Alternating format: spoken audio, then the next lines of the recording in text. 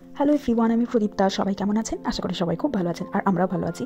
মাঝে আমি যেগুলো দিচ্ছি সেগুলো তো শর্টস ব্লগ ভিডিও করার জন্য ফোনে যে পরিমাণ স্পেস দরকার সেটা নেই। প্রচুর পুরনো ভিডিও ডিলিট করতে হচ্ছে, কারণ আমি ভিডিও করলে এইচডি কোয়ালিটিতেই করি, মানে 1080 যেটা বেস্ট, সব থেকে বেশি সেই কোয়ালিটিতেই আমি ভিডিও পোস্ট করার চেষ্টা করি বা ভিডিও করার চেষ্টা করি। ফোনে এত সমস্যা হচ্ছে স্টোরেজ নিয়ে যে কী করবো ভেবে পাচ্ছি না। তো যাই হোক, বিকেল এখন ওই 4:30 না, 5টা 10-15 মতন বাজে। বাড়ির একদম সামনে মামা ভাগ্নে ফাস্টফুডের এই দোকানটা করেছে। আমি আর বাবা গিয়েছিলাম, যেই দিন ওই 10 তারিখেই ওপেনিং হয়েছে, মানে 10 এপ্রিল, ওই দিনই আমরা বিকেলবেলায় গিয়েছি।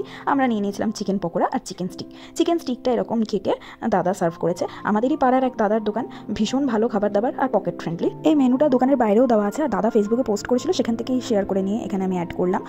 পকেট ফ্রেন্ডলি, তোমরা পজ করে দেখে নিতে পারো। খেয়ে দিয়ে ভাবলাম একটু বাড়ি এসে বসি, তারপর একটু বিকেল দিকে হাঁটতে যাবো। ওপরে এসে এনা দেখা, আমি এদেরকে না জাস্ট সহ্য করতে পারি না, প্রচুর ঘেন্না লাগে আর ভয় লাগে বাবা।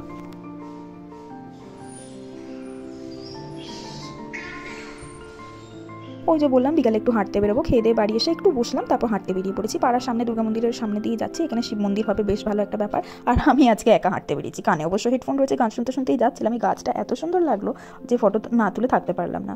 আর আমি যখনই বেরোই বন্ধুদের সাথেই বেরোই, বন্ধু বান্ধবদের সাথে। আর সেদিন একা বেরিয়েছি, দোকানে হেডফোন ছিল, বারবার মনে হচ্ছে আমাকে কে যেন ডাকছে, তাই আমি এক কান থেকে হেডফোন খুলে দিলাম। আর সত্যিই তো দোকানে হেডফোন লাগিয়ে রাস্তা দিয়ে চলাফেরা বা গাড়ি চালানো খুবই ডেঞ্জারাস একটা ব্যাপার। তবে আমি একদম ধার দিয়েই যাচ্ছিলাম, কোনো অসুবিধা হচ্ছিল না, বাট তাও খুলে দিলাম একদিকের কানের হেডফোনটা। হাঁটতে হাঁটতে এখন এখানে চলে এসেছি, এটা রাজ কলেজের সামনে যে পুকুরটা, শ্যামশায়ের, এখানে চলে এসেছি। বেশ সুন্দর লাগছে। আর এই পুকুরের পাশ দিয়ে ধার দিয়ে আর কি পার্ক মতন করা হবে, বেশ সুন্দর হাওয়া দিচ্ছে।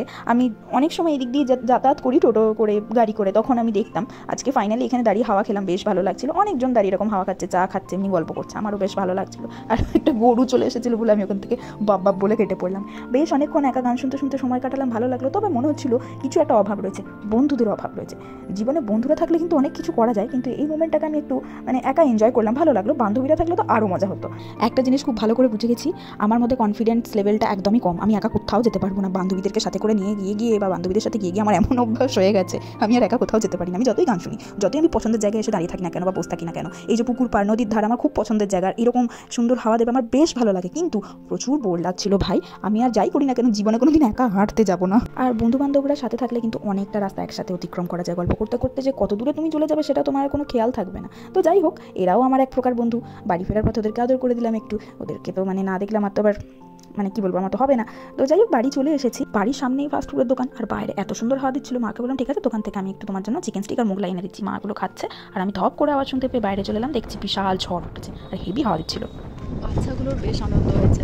বেচারি সব সময় ট্রেনের ভেতরে একটু ঠান্ডা জল পাওয়ার জন্য ঢুকে বসে থাকতো, আজকে বৃষ্টিতে দেখো সবাই কীরকম খেলাধুলা করছে। এটা তো ওদের জন্য আরও দরকার ছিল। গরমে যা অবস্থা হচ্ছিল, এত খারাপ লাগছিল দেখে যে কি বলবো। আমাদের এখানে তাও অনেকে মানে ঠান্ডা পানীয় জলের ব্যবস্থা করে রেখেছিল, মানে ঠান্ডা জল মানে কি একদম ঠান্ডা তো নয়, ওই আর কি, ওরা সেগুলো খাচ্ছিল। কি আনন্দ দেখো, অন্যান্য সময় বৃষ্টি হলে ঘাপটি মেরে এক জায়গায় ঢুকে বসে থাকতো, আর আজকে দেখো কি সুন্দর খেলা করছে সবাই।